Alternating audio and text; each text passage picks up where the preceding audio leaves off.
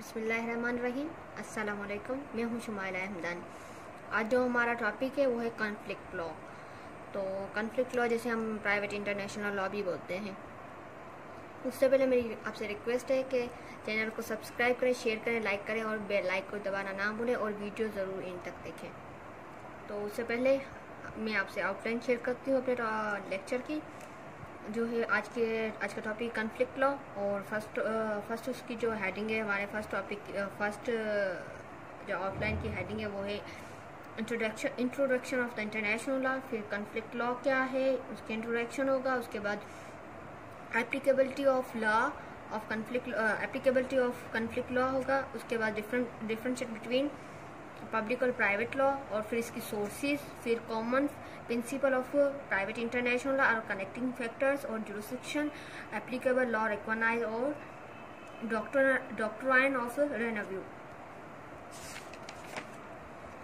तो पहले तो हमें पता होना चाहिए, जैसे कि मैं आपको बता चुकी हूँ अपनी लास्ट वीडियोस में, कि हम जब भी कोई टॉपिक अटेंड करते हैं या अटैम्प्ट करते हैं या हम किसी भी चीज़ के बारे में नॉलेज गेन करते हैं, तो फर्स्ट ऑफ ऑल हमें उसकी इन्फॉर्मेशन, उसकी बिगनिंग कहाँ से हुई, उसकी ग्रोथ कहाँ से हुई, या उसका कनेक्शन किस चीज़ से, वो हमें पता होना चाहिए।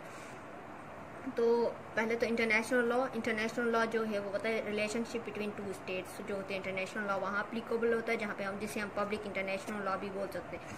इसका सेकंड पार्ट है जो वो है प्राइवेट इंटरनेशनल लॉ, जिसे हम कॉन्फ्लिक्ट लॉ भी बोलते हैं। तो कॉन्फ्लिक्ट लॉ हमें पता है, जैसे कॉन्फ्लिक्ट लॉ वो जो होता है स्टेट वर्सेस स्टेट होता है, और जो हमारा कॉन्फ्लिक्ट लॉ है वो है individual versus individual. Means individual होना चाहिए एक स्टेट का और दूसरे स्टेट का इंडिविजुअल होना चाहिए। मीन्स वो स्टेट बिटवीन स्टेट के बीच में कॉन्फ्लिक्ट होगा, और ये क्या इंडिविजुअल बिटवीन इंडिविजुअल के बीच में कॉन्फ्लिक्ट होगा।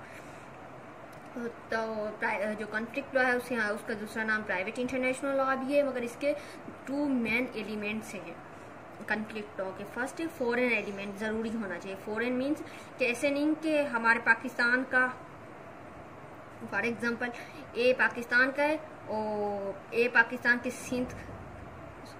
सिंध प्रोविंस से ताल्लुक़ रखता है, और जो बी है वो पंजाब का है फॉर एग्जांपल। तो इन दोनों ने कॉन्फ्लिक्ट कर लिया, तो इंडिविजुअल हो गया, ये नहीं चलेगा। यहाँ पे मेन रिक्वायरमेंट है for example Pakistan versus India, जैसे सानिया मिर्ज़ा और शोएब मलिक का बेस्ट एग्जांपल है हमारे प्राइवेट इंटरनेशनल लॉ में। तो यहाँ पे क्या मेन एलिमेंट क्या आ रहा है, फॉरेन कंट्री आ रहा है, तो फॉरेन एलिमेंट ज़रूरी होना चाहिए। और इसमें जो लॉ एप्लीकेबल होता है वो होता है यहाँ पे जो कॉन्फ्लिक्ट पैदा होता है वो होता है domestic law versus domestic law.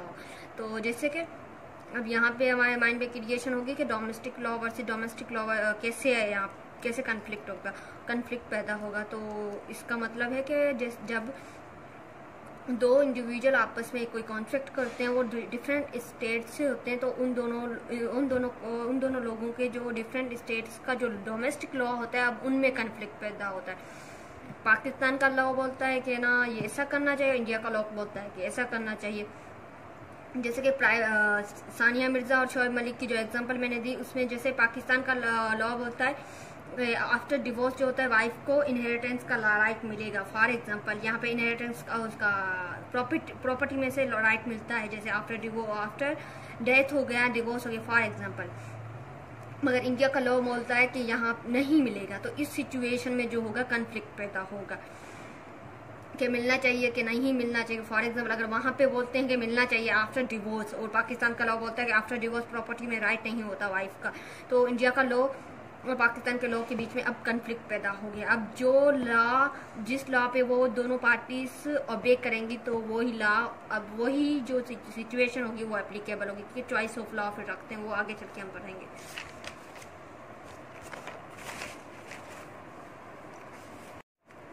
अब एप्लीकेबिलिटी लॉ ऑफ कॉन्फ्लिक्ट, अब एप्लीकेबिलिटी कैसे होगी इनकी कॉन्फ्लिक्ट लॉ की। तो पहले हमारा मतलब एप्लीकेबिलिटी में जो आएगी, जब कौन सी चीज़ें, कौन से लॉ जो इन्वॉल्व होंगे हमारे कॉन्फ्लिक्ट लॉ में, कौन से कैटेगरीज इन्वॉल्व होंगे। तो फर्स्ट है सिविल लॉ एप्लीकेबल होगा, कॉमन लॉ भी एप्लीकेबल होगा। कॉमन लॉ तो आपको पता है, जैसे कॉमन लॉ प्रेसिडेंस पे और कस्टम पे जो रिलाय करते हैं उसे हम कॉमन लॉ बोलते हैं। और फिर लॉ ऑफ प्रॉपर्टी भी अवेयर हो इस इन्वॉल्व होगा इसमें। फॉर एग्जांपल जैसे मैंने बताया कोई भी प्रॉपर्टी का मैटर हो गया तो वो भी एप्लीकेबल होगा इसमें। टोर्ट लॉ भी एप्लीकेबल होगा। Tort law for example 2 state के पर्सन है, उन्होंने पहले कॉन्ट्रैक्ट किया और फिर उन्होंने क्या इन्फ्रीज कर दी, एक दूसरे जो कॉन्ट्रैक्ट है इन्फ्रीज कर दे, उसके दौरान अगर किसी भी पार्टी को नुकसान हुआ है तो वो उसमें टोर्ट लॉ में जाएगा। अब ये कॉन्फ्लिक्ट पैदा हो जाएगा, ये कौन सा लॉ एप्लीकेबल होगा। ए का स्टेट है इंडिया और बी का स्टेट है पाकिस्तान, अब बी का होगा या ए का होगा, इस सिचुएशन में कॉन्फ्लिक्ट पैदा होगा। ओनरशिप ऑफ प्रॉपर्टी, अब ओनरशिप पे भी बात आ सकती है क्योंकि अब ओनरशिप फॉर एग्जांपल 2 पर्सन, एक बंदा जो पाकिस्तान में रहता है, पाकिस्तान में भी उसकी प्रॉपर्टी, और इंडिया में जो अभी कुछ दिनों के बाद वो इंडिया या फॉरेन चला गया, यूके यूएसए चला गया, इस सिचुएशन में अब उसकी वहाँ पे उसने परचेज की अपनी प्रॉपर्टी। इस सिचुएशन में जो अब ओनरशिप ऑफ प्रॉपर्टी पे भी क्वेश्चन अराइज होगा। अब वहाँ पे जो उसने प्रॉपर्टी ली है या भी ले रहा है, उसका डोमिसाइल है, इस सिचुएशन में कन्फ्लिक्ट पैदा हो जाता है। फैमिली लॉ भी एप्लीकेबल होगा। फैमिली लॉ में तो बेस्ट एग्जांपल जो हमारी आती है सानिया मिर्ज़ा और शोएब मलिक वाली, इस पर अगर फॉर एग्जांपल वो शोएब मलिक बोलता है कि मुझे भी डिवोर्स देनी है, तो इस सिचुएशन में कौन सा लॉ एप्लीकेबल होगा, इंडिया का होगा या पाकिस्तान का होगा, ये भी हम बोल सकते हैं। मगर जब एप्लीकेबिलिटी ऑफ कॉन्फ्लिक्ट लॉ की बात आती है तो इसमें एक्सेप्शंस आ जाती हैं, 3 एक्सेप्शंस आ जाती हैं। इसमें हम क्रिमिनल लॉ एप्लीकेबल नहीं होगा। क्रिमिनल लॉ जैसे हमें पता है, हमारे क्रिमिनल लॉ में जैसे इंटरनेशनल कोर्ट ऑफ जस्टिस भी हम वहाँ भी जाते हैं, मतलब कि ये 3 जो एक्सेप्शन है ये एप्लीकेबल नहीं होगी। किसी कॉन्स्टिट्यूशनल लॉ भी किसी स्टेट का एप्लीकेबल नहीं होगा। मतलब जो सुप्रीम लॉ है, ये जो है, ये जो लॉ हमारे, ये तो पता है हमारे स्पेशल लॉज तो नहीं बोलते, सबऑर्डिनेट लॉज बोल सकते हैं इसे, बट कॉन्स्टिट्यूशनल लॉ एप्लीकेबल नहीं होगा। एडमिनिस्ट्रेटिव लॉ भी एप्लीकेबल नहीं होगा, एडमिनिस्ट्रेटिव लॉ भी इसमें से एक्सेप्ट है। ये 3 लॉ जो है एक्सेप्शन में आते हैं। एक क्रिमिनल लॉ, इसकी भी एप्लीकेबिलिटी नहीं शो होगी, ना ही कॉन्स्टिट्यूशनल लॉ की होगी, ना ही एडमिनिस्ट्रेटिव लॉ की होगी। चलो, जब हमने कॉन्फ्लिक्ट लॉ तो डिफाइन कर दिया, उसकी एप्लीकेबिलिटी डिफाइन कर दी और उसके एलिमेंट्स हमने जो मैंने लास्ट में बता के 2 मेन एलिमेंट्स हैं, जैसे कि फॉरेन एलिमेंट होना ज़रूरी है और जो कॉन्फ्लिक्ट है वो domestic law versus domestic law. इसके बाद जो होता है हमारे दिमाग में क्वेश्चन अराइज होता है कि पब्लिक और प्राइवेट लॉ के बीच में अब डिफ्रेंशिएट कैसे करें हम। तो मैंने इनको थोड़ा सा डिफाइन किया है। जो पब्लिक लॉ जो हमारा जो यहाँ पे ये हो जाएगा पब्लिक और ये फॉर मिस्टेक ये हमारा हो जाएगा प्राइवेट लॉ। तो प्राइवेट लॉ जो है वो नेशनल लॉ के थ्रू अप्लाई होगा। फॉर एग्जाम्पल जो मैं बता चुकी हूँ, domestic law as well as domestic law applicable होगा, मगर यहाँ पे जो है इंटरनेशनल लॉ एप्लीकेबल होगा। इंटरनेशनल लॉ पे कोई कन्वेंशन होगी कि ट्रीटी होगी, कन्वेंशन होगी, प्रोटोकॉल होगा, ये सब जो होते हैं हमारे इंटरनेशनल लॉ में आते हैं। ये सब प्राइवेट इंटरनेशनल लॉ में, पब्लिक इंटरनेशनल लॉ में एप्लीकेबल होंगे। उसके बाद जब प्राइवेट लॉ की कॉन्फ्लिक्ट लॉ की, जब मैं इजीली आपको बता दूं, कॉन्फ्लिक्ट लॉ फॉर मे भी आप लोग कंफ्यूज हो तो इसलिए पब्लिक कॉन्फ्लिक्ट लॉ हो जाएगा, ठीक है, या कॉन्फ्लिक्ट लॉ और ये पब्लिक इंटरनेशनल लॉ। जब कॉन्फ्लिक्ट लॉ की बात आती है तो यहाँ पे इंडिविजुअल वर्सेस इंडिविजुअल होगा। इंडिविजुअल वर्सेस इंडिविजुअल, जैसे मैंने बोला, एक स्टेट का इंडिविजुअल और दूसरे स्टेट का इंडिविजुअल, इनके बीच में जो कॉन्फ्लिक्ट होगा वो आएगा हमारे कॉन्फ्लिक्ट लॉ में।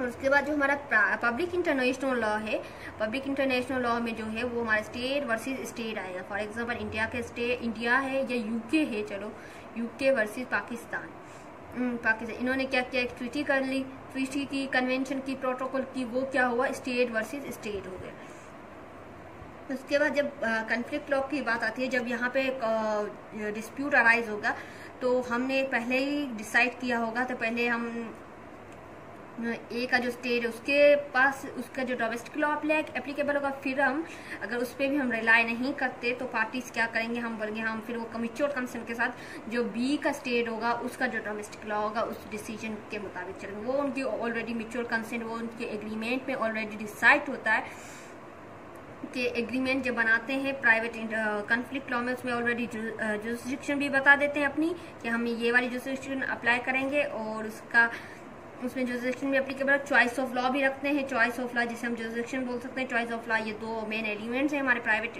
कॉन्फ्लिक्ट लॉ के। तो ये ऑलरेडी उनमें डिटरमाइंड होता है, इसलिए जो डोमेस्टिक कोर्ट एप्लीकेबल होगी। मगर जो हमारी पब्लिक इंटरनेशनल लॉ की बात आती है तो यहाँ पे international court of justice applicable होगी। हमारे जो डिस्प्यूट क्रिएट होता है जैसे स्टेट के और स्टेट वर्सेस स्टेट में जो एग्रीमेंट होता है या प्रोटोकॉल कन्वेंशन या कोई भी ट्रीटी होती है तो उस दौरान अगर कोई भी पार्टी ब्रीच करती है तो directly international court of justice में जाते हैं, जैसे ICJ भी बोलते हैं। जब कन्फ्लिक्ट लॉ की बात आती है तो इसके 3 मेन टाइप्स बोल सकते हैं। इसके जो जहाँ पे कन्फ्लिक्ट पैदा होता है वही बोल सकते हैं, जहाँ पे कन्फ्लिक्ट अराइज होता है 3 चीज़ों पे होता है, लॉ पे होता है, जुरिस्डिक्शन पे होता है और जजमेंट पे होता है। पहले तो लॉ डिसाइड, अगर कन्फ्लिक्ट पैदा हो गया मतलब फॉर एग्जाम्पल 2 पार्टीज है, उन्होंने क्या किया, कोई भी एग्रीमेंट वगैरह कर लिया, दोनों को क्या कन्फ्लिक्ट होगा कि नहीं मैं इस तुम्हारे लॉ एप्लीकेबल नहीं करूँगा। फॉर एग्जाम्पल सानिया मिर्ज़ा और शोएब मलिक के सानिया मिर्ज़ा और शोएब मलिक के बीच में डिवोर्स का कोई मैटर अराइज होता है तो वो बोलेगी डिवोर्स जो है पाकिस्तान के, शोएब मलिक बोलेगा पाकिस्तान की तरह, पाकिस्तान में जैसे किया जाता है 3 वर्डों में बोल देता हूँ आपको तलाक है तो तलाक हो जाएगा।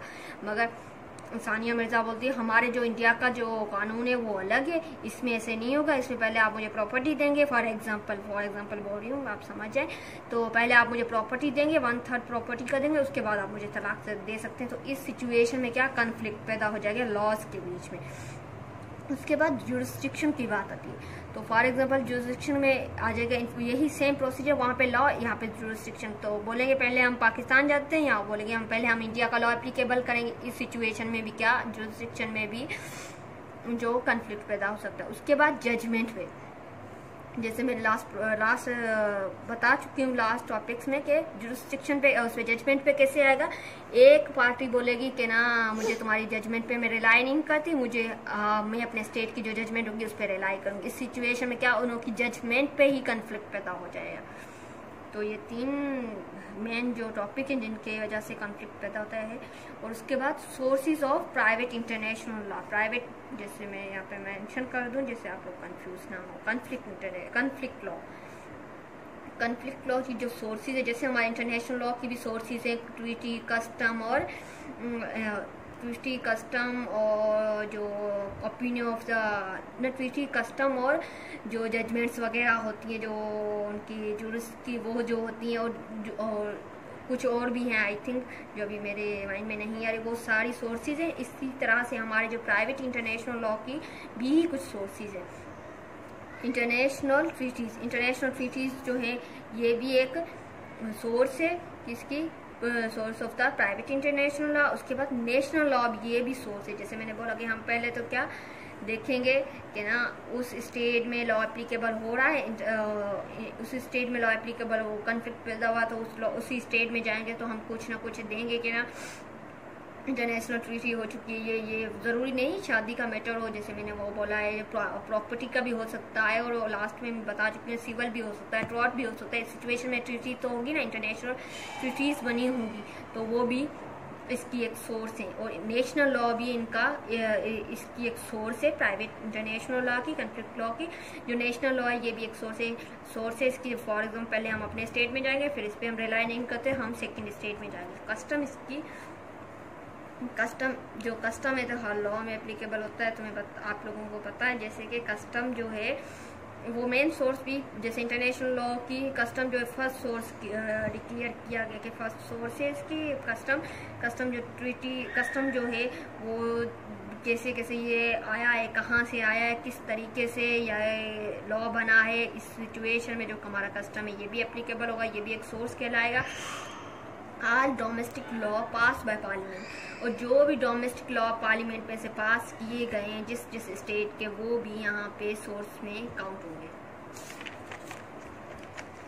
तो हो गए। अब हमें common principle of private international law connecting factor पता होने चाहिए। जैसे सोर्सेस तो हो गए, हमें डिफरेंशिएट भी पता चल गया, एलिमेंट्स भी पता चल गए। अब इसके प्रिंसिपल कौन से हैं जहाँ से हमें इसके कनेक्टिव फैक्टर जो हैं प्राइवेट इंटरनेशनल लॉ के, कॉन्फ्लिक्ट लॉ के हमें पता चलेंगे। तो इनके जो फर्स्ट है वो है पर्सनल लॉ। पर्सनल लॉ ऐसे नहीं किसी बंदे का पर्सनल लॉ होगा, यहाँ पे पर्सनल लॉ हमारे डोमेस्टिक लॉ को ही बोलते हैं कि ये जो डोमेस्टिक लॉ है वो भी इसका एक मेन प्रिंसिपल है। उसके बाद डोमिसाइली और habitual residence of the nationality, जहाँ का वो रिहाइश रखने वाला है, वहाँ का डोमिसाइल जो होगा उस स्टेट का, वहाँ का उस जगह का, तो वो भी इसका एक कॉमन फैक्टर कहा जाएगा, कॉमन प्रिंसिपल कहा जाएगा। और ये भी कॉमन प्रिंसिपल, ये जब केस हैंडल होगा, जब हम कोर्ट में जाएंगे तो डोमिसाइल भी देखा जाएगा कहाँ का है, कैसे यहाँ पे इन्वॉल्व हो रहा है और कैसे इनका यहाँ पे कॉन्फ्लिक्ट पैदा हुआ है। तो इसलिए डोमिसाइल जो है ये भी यहाँ इसमें जो है कॉमन प्रिंसिपल कहा जाएगा।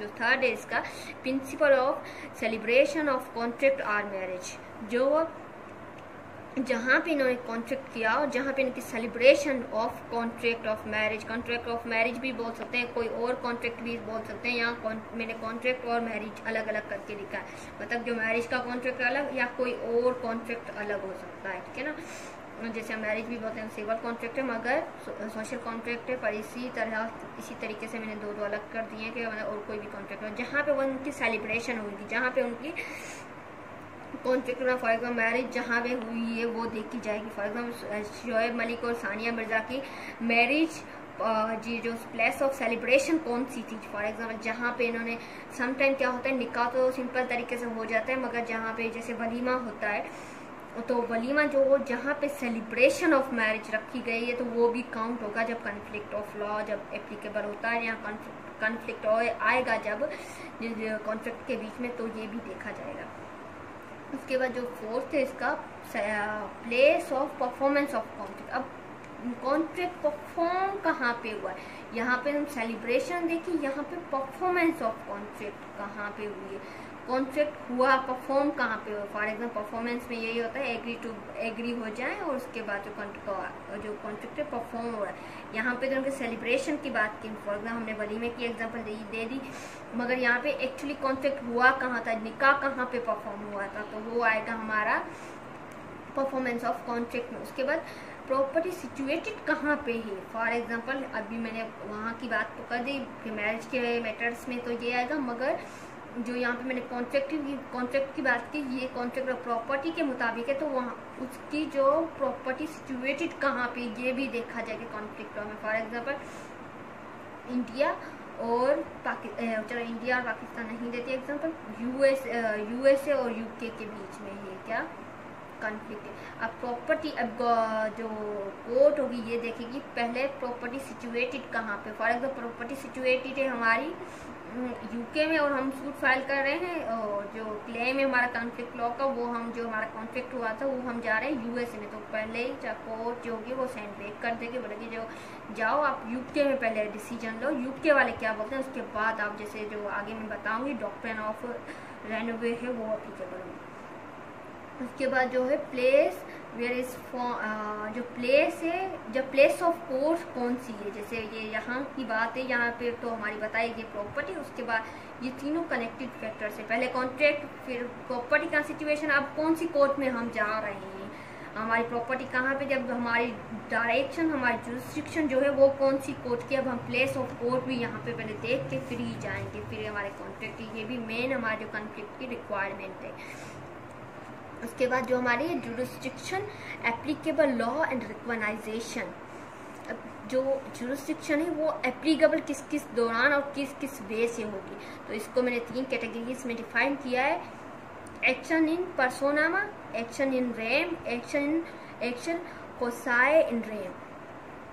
तो एक तो पर्सनली, एक रेम तो आपको पता है जैसे सबके खिलाफ हो, और कोसाए जो है कोसाए इन रेम ये किसी को राइट कन्फर किया जाए, तो इस सिचुएशन में ये एप्लीकेबल होगा। तो पहले हम आते हैं फर्स्ट टॉपिक पे, वो है जो एक्शन इन पर्सोनामा।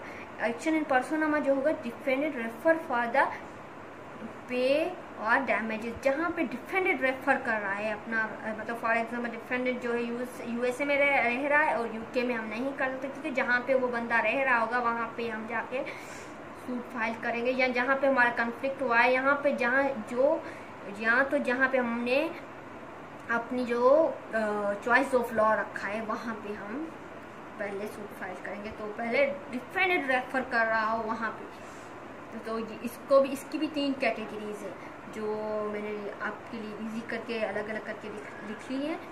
फर्स्ट जो है प्रेजेंस ऑफ द डिफेंडेंट जो है defendant presence of the defendant. Second जो सबमिशन ऑफ द जुरिसडिक्शन, और थर्ड है extend jurisdiction of I think extend jurisdiction of abroad है यहाँ पे, abroad, extend jurisdiction of abroad. जो जुरिसडिक्शन जो एक्सटेंड की जाएगी वो कोर्ट के पास राइट होता है, तो अब्रॉड कोर्ट में अगर हम करते हैं तो उसके पास राइट होगा। तो पहले मैं इनको अलग अलग करके आपको डिफाइन भी कर देती हूँ। प्रेजेंस ऑफ द डिफेंडेंट होता है वो जो होता है abuse of presence. For example हमारा डोमिसाइल एक जगह का है और हम क्लेम दूसरी जगह कर रहे हैं। यूएसए में रहते हैं, यूके में हम प्रेजेंट है और यूके में जाके मैंने फाइल कर दिया अगेंस्ट यूएसए में रहता है जो हमारा डिफेंडेंट जो यूके में रहता है और उसने आके यूएसए में जो है उसका क्लेम फाइल कर दिया है। फॉर एग्जाम्पल जो अगली पार्टी है जो प्लेंटिफ के खिलाफ, यहाँ उसने जाके उसके जो रिप्लाई है या रिटर्न स्टेटमेंट जो हम अपनी लैंग्वेज में बोलते हैं वो वहाँ पे कर दिया है। तो इस सिचुएशन में अब्यूज ऑफ प्रेजेंस कहा जाएगा। जो सेकंड इसका है, इसके जो एलिमेंट है हमारा वो है rest of the world population. देखा जाएगा कि वहाँ की जो जजमेंट है या तो वहाँ का जो लॉ है वो किस सिचुएशन से एप्लीकेबल होता है, या तो हमारी उसमें हमारा जो केस होगा या हमारा जो कॉन्ट्रैक्ट होगा उसमें देखा जाएगा कि उसमें चॉइस ऑफ लॉ थी क्या हमारे उस स्टेट की जहाँ पे हमने ये डिफेंडेंट ने सूट आके सूट फाइल किया, वो पहले देखा जाएगा। उसकी रेस्ट ऑफ वर्ल्ड पॉपुलेशन देखी जाएगी। उसके बाद सबमिशन ऑफ जुरिसडिक्शन, उसकी सबमिशन ऑफ जुरिसडिक्शन कहाँ पे है। जो एग्रीमेंट होता है जो मैंने बताया चूँकि चॉइस ऑफ लॉ जो होती है हमारी ऑलरेडी एग्रीमेंट में डिटरमाइन की जाती है। Express agreement for the submission of jurisdiction, पहले एक्सप्रेस किया गया कि हम यूएसए में एक पार्टी यूएसए की, दूसरी यूके की एक और एक के यूएसए की। तो पहले उन्होंने कह दिया कि पहले हम यूके चलेंगे, अगर यूके के लॉ से हम सेटिस्फाई नहीं होते फिर हम यूके चलेंगे। फिर इसने पहले क्या किया, इन्होंने एक्सप्रेस कर दिया कॉन्ट्रैक्ट से कि हम पहले कौन सी जुरिसडिक्शन एप्लीकेबल करेंगे या कौन सी जुरिसडिक्शन में हम सबमिशन ऑफ जुरिसडिक्शन हमारी होगी। मगर जब सबमिशन ऑफ जुरिसडिक्शन की बात आती है तो इनकी 4 जो पॉसिबिलिटीज़ हैं सबमिशन के वो मैंने अलग अलग करके आपके लिए लिखी हैं, मे बी आप सही तरीके से समझ सकें। डिफेंडेंट जो होगा मैं accept service of the process. अगर जो डिफेंडेंट की जो एक्सेप्टेशन होगी वो कहाँ से कंसीडर की जाएंगी, अगर उसने जो प्रोसेस होगा वो एक्सेप्ट कर लिया। प्रोसेस मीन्स जो समन वगैरह होगा, फॉर एग्जाम्पल समन भेजा जाता है जो हमारे सिविल कॉन्ट्रैक्ट में। फॉर एग्जाम्पल हर किस स्टेट का अपना अपना, हमारे यहाँ जो फॉर एग्जाम्पल पाकिस्तान में सानिया मिर्जा को शोएब मलिक ने समन भेजा फॉर एग्जाम्पल उनके बीच में कोई प्रॉपर्टी का डिस्प्यूट अराइज हो गया तो उसने एक्सेप्ट कर लिया, समन रिसीव कर लिया। तो इस सिचुएशन में भी समझा जाएगा उसने क्या और सबमिशन ऑफ जुरिसडिक्शन उसने अलो कर ली है। सेकंड में जो है defendant plead the merit of the case. अब क्या हुआ है, समन इशू हो गया और डिफेंडेंट ने जो है नेक्स्ट स्टेप है हेयरिंग में भी कोर्ट में आ गया। इस सिचुएशन में जो प्लीड उसने स्टार्ट कर लिया मेरिट पे, तो इस सिचुएशन में भी समझा जाएगा उसने सबमिशन ऑफ जुरिसडिक्शन एप्लीकेबल कर दिया। थर्ड जो है the defendant conduct to submit, उसका जो कंडक्ट होगा उससे ही हमें पता चल जाएगा कि उसने जो सबमिशन ऑफ जुरिसडिक्शन की जो कैटेगरी है उसने अलो कर ली है। फॉर एग्जांपल समन भेजा, समन के बाद उसने क्या किया, अपना एडवोकेट किया, एडवोकेट करने के बाद वो नेक्स्ट हियरिंग पे भी आ रहा है और ऐसे केस जो है हमारा कंटिन्यू चल रहा है। इस सिचुएशन में भी कंडक्ट से ही उसने देखा जाएगा इसने ये वाली जुरिसडिक्शन एप्लीकेबल की है, मीन्स ये रिलाई कर रहा है इस जुरिसडिक्शन पे, तभी तो वो कोर्ट में प्रिजाइड हुआ है। फोर्थ जो इसकी है वो plaintiff is abroad sue defendant, जहाँ पे हमारा फॉर एग्जाम्पल हमारा जो प्लेंटिव है वो तो अब्रॉड में है, मगर जो हमारा डिफेंडेड है वो यहाँ पे रेजिडेंस है। तो इस सिचुएशन में भी क्या होगा, अगर उसने अलाउ कर लिए, वहाँ से अगर उसने को समन भेजा है और वहाँ की जो उसने जुरिस्डिक्शन एप्लीकेबल कर ली है, तो इस सिचुएशन में समझा जाएगा कि ये एप्लीकेबिलिटी है, सबमिशन ऑफ जुरिस्डिक्शन पे। और हमारा थर्ड जो मैंने बताया था इसका वो है किसका, एक्शन इन पर्सोनमा का जो थर्ड था, extend jurisdiction by service of abroad. तो इसकी जो फर्स्ट है, defendant no residing in the same state. अब इस सिचुएशन में क्या, डिफेंडेंट सेम स्टेट में रिजाइड ही नहीं करता। अब उनकी जो स्टेट चेंज है, तो इस सिचुएशन में जो कोर्ट होगी एब्रोड की कोर्ट, वो क्या करेगी, एक्सटेंड करेगी जुरिस्डिक्शन, उसे बोलेगी कि आप इस कोर्ट में जाएं, उसे डायरेक्शन देगी, वहां पे अपना सूट फाइल करें। और यहाँ तो जो कोर्ट ट्राइब्यूनल होंगे वो उससे डायरेक्शन देंगे, या वो विथ म्यूचुअल कंसेंट उसका डिसीजन भी दे सकते हैं। अब ये सारा मैटर जो ट्राइब्यूनल पे रिलाई करेगा। ये यहाँ पे जो होते हैं ट्राइब्यूनल बनाए जाते हैं। जब हमारे इसकी बात आती है कॉन्फ्लिक्ट लॉ के, तो कॉन्फ्लिक्ट लॉ के लिए ट्राइब्यूनल बनवाए जाते हैं, तो इसलिए ट्राइब्यूनल में ही उन का केस फाइल होगा, ट्राइब्यूनल में उन का चलेगा। इसलिए ट्राइब्यूनल की पर्सनल डिस्क्रिशनरी पावर है कि वो उससे अलो करे या उसे डिसअलो करे या एक्सटेंड करे।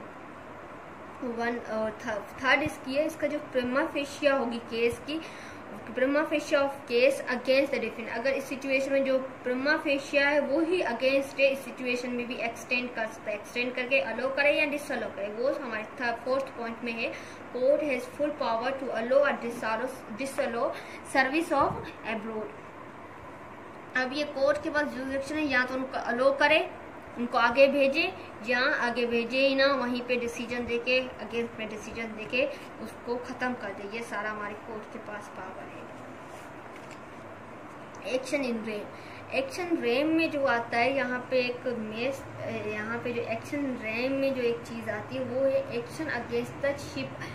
फॉर एग्जाम्पल, हमने जो कॉन्फ्लिक्ट किया है, दो इंडिविजुअल हैं, उन्होंने एक डिफेंडेंट है, हमारे डिफेंडेंट है फॉर एग्जाम्पल पाकिस्तान का, उसने शिप के थ्रू कॉन्फ्लिक्ट किया हुआ है, वो इलीगल ड्रग्स या इलीगल ऐसी कुछ चीज़ें मंगवा रहे हैं, जहाँ कमेंट कर रहे हैं throughout what see through वो कोई एक्ट कमेंट कर रहे हैं। इस सिचुएशन में जो है एक्शन इन रेम एप्लीकेबल होगा। जो ओनर ऑफ शिप हो वो डिफेंडेंट हो, मतलब फॉर एग्जाम्पल शिप भी बोल सकते हैं, ऐसी चीज जो जिसका क्लेम जो हो हम जो एडमेरेंटी लॉज के थ्रू जो होता हम एप्लीकेबल कर सके। इसकी एक ब्रेजर कन्वेंशन है 1952 की, वो है, आप पढ़ लीजिएगा, वहाँ से आपको ये इंशाल्लाह समझ में आ जाएगा। अगर आपको ये ना आए तो आप कमेंट सेक्शन में बता सकते हैं। एक्शन कोसाई इन रेम, अब यहाँ पे जो एक्शन कोसाई इन रेम है, ये हमारा जो मेन एलिमेंट है हमारे कॉन्फ्लिक्ट लॉ का, वो ये है एक्शन कोसाई इन रेम। ये जो है right confer to other party, ये राइट जो है कन्फर किया जाता है अदर पार्टी को। यहाँ पे कन्फर भी कह सकते हैं हम, चॉइस ऑफ लॉ भी कह सकते हैं। जैसे मैरिज और डिवोर्स के मैटर्स पे, हाँ, ये international private international law conflict law में जो कोसाई इन रेम जो होता है ये एप्लीकेबल होता है। जैसे मैंने यहाँ पे थोड़ा सा आपको समझाने के लिए इसकी क्लासिफिकेशन भी बना ली है। चॉइस ऑफ लॉ में जैसे चॉइस ऑफ लॉ ये रखें या चॉइस ऑफ जुरिस्डिक्शन भी रखें। समटाइम क्या होता है, ये ना लॉ रख देते हैं कि लॉ ये वाला एप्लीकेबल होगा, जुरिस्डिक्शन भले कोई भी हो, मतलब जो पाकिस्तान का लॉ है, पाकिस्तान जो डिसीजन देगा उस पर एप्लीकेबिलिटी होगी। यहाँ समटाइम क्या कहते हैं, नहीं, हम लॉ की बात ही नहीं है, हमने क्या करना है, इंडिया में ही केस फाइल करना है और इंडिया में ही जो उनका डिसीजन हुआ है वही एप्लीकेबल होगा।